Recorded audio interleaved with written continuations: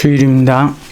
씨 뿌리는 예수님의 비유를 이해하기 위해서는 좀 많은 시간이 필요하기 때문에 세 번의 시간에 나누어서 말씀을 전하려고 합니다. 3주 동안 본문을 나누어서 설명하도록 하겠습니다. 오늘은 지난 시간에 이어서 예수께서 홀로 계실 때에 제자들이 묻습니다.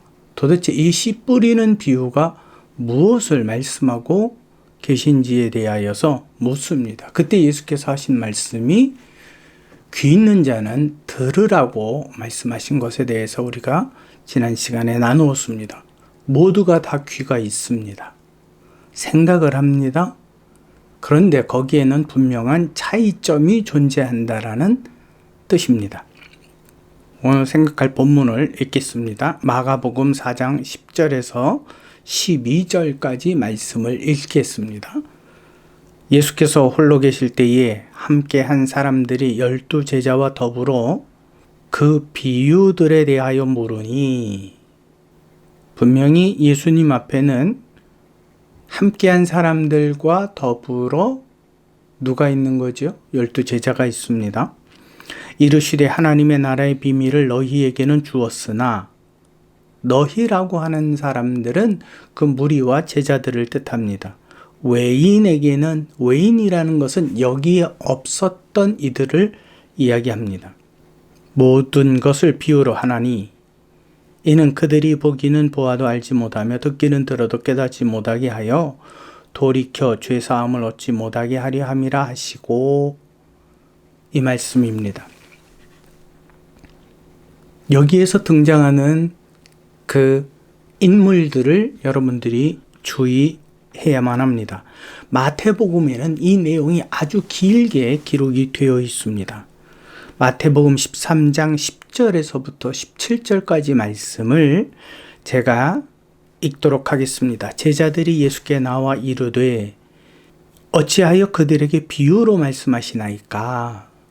근데 여기에 등장인물들은 제자들로만 표기되어 있는 것처럼 보입니다. 11절에 대답하여 이르시되 천국의 비밀을 아는 것이 너희에게는 허락되었으나 그들에게는 아니 되었으니, 그래서 너희와 그들이 대조를 이룹니다. 근데 그 씨 뿌리는 비유의 가장 그 중요한 내용이 무엇이라고요? 천국의 비밀이라고 말씀을 합니다. 무릇 있는 자는 마다 넉넉하게 되고 없는 자는 그 있는 것까지도 빼앗기리라. 그러므로 내가 그들에게 비유로 말하는 것은 그들이 보아도 보지 못하며 들어도 듣지 못하며 깨닫지 못함이니라. 여기에서 분명히 말씀은 아무리 설명을 해도 그들이 어떻게 한다고요? 들어도 보아도 깨닫지 못한다고요. 14절 이사야의 예언이 그들에게 이루어졌으니 일러스되 너희가 듣기는 들어도 깨닫지 못할 것이요 보기는 보아도 알지 못하리라. 이 백성들의 마음이 완악하여져서 그 귀는 듣기에는 둔하고 눈은 감았으니 이는 눈으로 보고 귀로 듣고 마음으로 깨달아 돌이켜 내게 고침을 받을까 두려워함이라 하였느니라. 하나님께서 그들이 보아도 들어도 깨닫지 못하게 막으신 게 아닙니다. 그들 스스로가 그렇게 되어 버렸다라는 말씀을 하고 계십니다. 그러나 너희 눈으로 봄으로 너희 귀는 들음으로 복이도다. 내가 진실로 너희에게 이르노니 많은 선지자와 의인이 너희가 본 것들을 보고자 하여도 보지 못하였고 너희가 듣는 것을 듣고자 하여도 듣지 못하였느니라. 누가복음 8장 9절에서부터 10절까지 말씀은 이렇게 기록합니다. 제자들이 이 비유의 뜻을 물으니 이르시되 하나님의 나라의 비밀을 아는 것이 너희에게는 허락되었으나 다른 사람에게는 비유로 하나니 이는 그들로 보아도 보지 못하고 들어도 깨닫지 못하게 하려 함이라. 아무튼 너희와 외인 혹은 너희와 그들 혹은 너희와 다른 사람이라고 예수께서는 대조를 이루며 말씀을 하셨습니다. 그 대상의 구분. 그러면 예수께서는 이 구분을 어떠한 의미로 말씀하신 것일까? 이 비유의 말씀을 이해하기 위해서는요, 세 가지를 우리가 알아야 합니다. 첫째는 선악과를 먹은 원죄의 사람임을 인정해야 합니다. 두 번째, 예수님의 비유의 말씀을 듣고 깨달음을 얻는 사람은 바로 믿음의 사람이라는 사실입니다. 문제는 여기 있습니다. 믿음의 사람이라는 것은 어떠한 사람을 뜻하느냐라는 겁니다. 세 번째로 믿음의 사람은 누구입니까? 믿습니다를 입에 달고 사는 사람입니까? 믿습니다 하면 믿음이 있는 겁니까? 예수께서 믿음 있다고 인정합니까? 아니면 설교를 열심히 듣는 사람입니까? 아니면 교회에 열심히 출석하고 봉사하고 헌물하고 자기를 겸손히 낮추는 사람입니까? 아닙니다.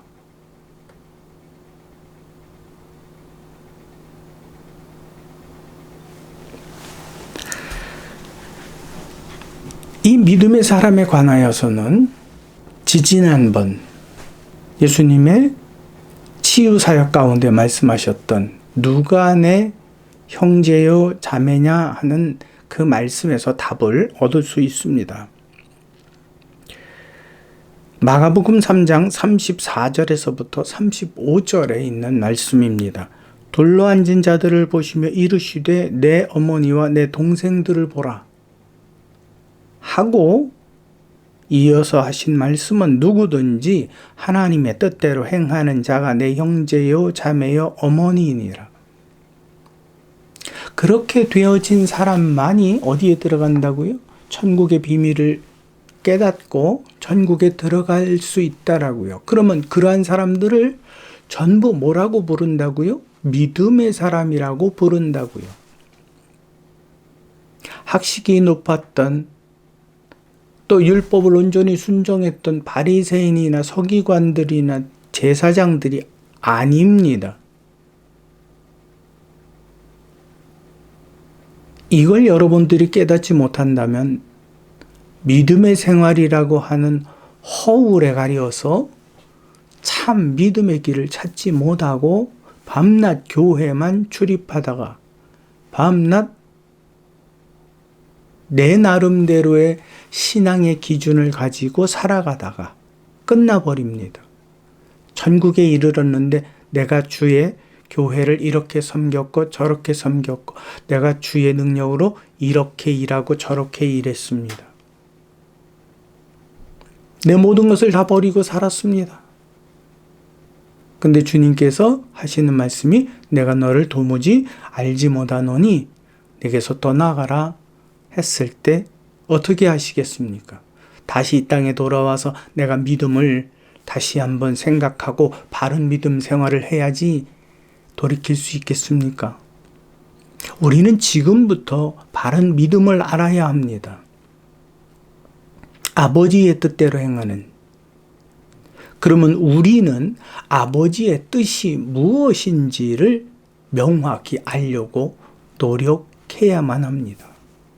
목사의 말을 믿는 것 아닙니다. 물론 설명을 쉽게 해주기 때문에 그 설명에 귀를 기울일 필요는 있습니다. 그러나 그 목사를 믿으면 그 사역자를 신뢰하면 안 됩니다.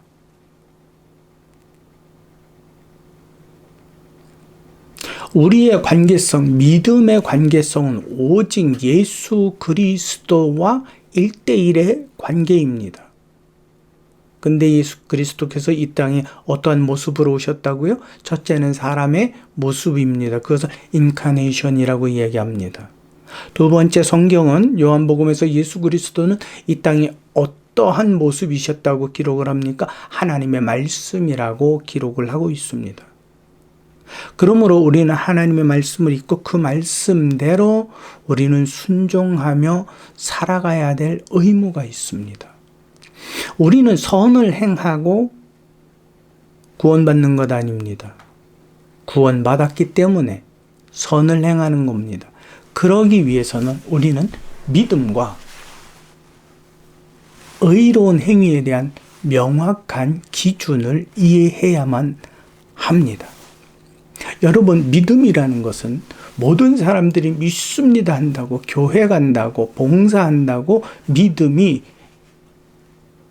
세워지는 것 아닙니다. 믿음이 자라는 것 아닙니다. 사도 바울은 우리의 믿음이 어디까지 자라라고 기록하고 있느냐 하면 에베소서의 그리스도의 장성한 믿음의 분량에 이르라고 권면합니다. 그렇기 때문에 그는 또 하나의 말씀을 이렇게 전하고 있습니다. 사도 바울은 이렇게 기록을 합니다. 데살로니가 후서 3장 2절 말씀입니다.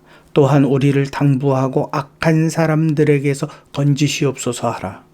믿음은 모든 사람의 것이 아니니라. 오늘 저와 여러분들은 믿습니다. 열심히 봉사했습니다. 이러한 것으로 예수님의 형제요 자매가 될 수 없다라는 사실을 명확하게 이해하시고 아버지의 뜻대로 행함으로 예수 그리스도의 형제와 자매가 되시는 주일 예배가 되시기를 진심으로 소망합니다.